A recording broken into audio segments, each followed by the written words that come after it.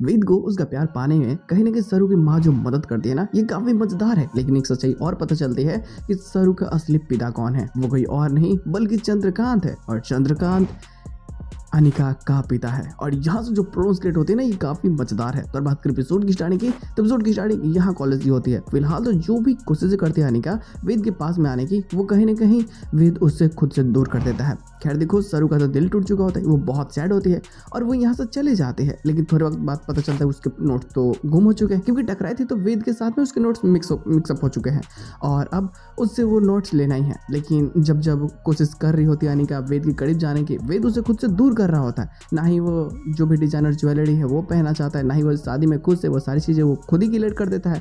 लेकिन इस चीज़ से ना कहीं अनिका बहुत ज़्यादा गुस्सा भी करती है और वो अपने घर चली जाते हैं। वहीं दूसरी ओर अपोजिशन में वेल जैसे कि वेद घर पे होता है, तो खैर रचना भी वो सारे सवालों को पूछती है जो वो खुद पूछना चाहता है। तो तारा तो यहाँ कुछ नहीं बताती और वेल सरू की जो माँ होती है वो साफ बता देती है रचना को कि तुम परेशान मत हो, तुम्हारी माँ ने अगर कुछ सोचा है तो बिल्कुल सही सोचा होगा।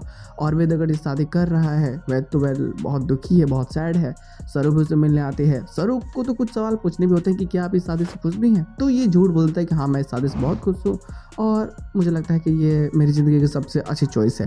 लेकिन थोड़े वक्त बाद जैसे कि तारा उसे देखती है रोते हुए, तो उसका भी दिल टूट जाता है। वो खुद बहुत ज़्यादा सैड हो जाती है। सरू की माँ उसे समझाने की बहुत कोशिश करती है। वो वेद से भी मिलती है, वेद को भी वो चाय पिलाती है और कोशिश करती है कि वेद का भी दिल बहल जाए और वो उसके प्यार के बारे में उसे पता चलता है। लेकिन एक मज़ेदार चीज़ और पता चल जाती है और वो होती है कि वेल जो अनिका गुस्सा है ना, वो चाहती है कि वेद और उसकी फैमिली यहाँ उसके घर आए और यहाँ वो सारे जो सामान लेने वो सारी चीज़ों को चुने।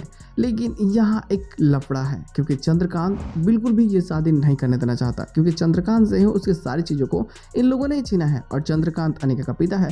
लेकिन एक मज़ेदार चीज़ और है कि वो एक गाँव की लड़की से प्यार करता था, जिससे मतलब इसके परिवार वालों ने छोड़ने पर मजबूर कर दिया। और पता है वो लड़की कौन होती है? सरू की माँ। और ये सारी चीज़ें धीरे धीरे यहाँ से हिंट मिलना स्टार्ट हो जाती है। तुम्हें क्या लगता है वो इतनी अच्छी कैसे बातें कर लेती है? हाँ, वो शहर वाली है, लेकिन वो बाद में गांव में ही चली गई। वो भी पढ़ने के लिए बाहर आई थी और यहाँ से ये सारी चीज़ें धीरे धीरे क्लियर होने लगती है। जो सगाई से पहले जो तमाशा क्रिएट करेगी ना, वो काफ़ी ज़्यादा मजेदार होने वाली है। तो बवाल क्रिएट होगा ना, देखते लोग आने वाले प्लॉट्स में और क्या चीज़ हो सकती है।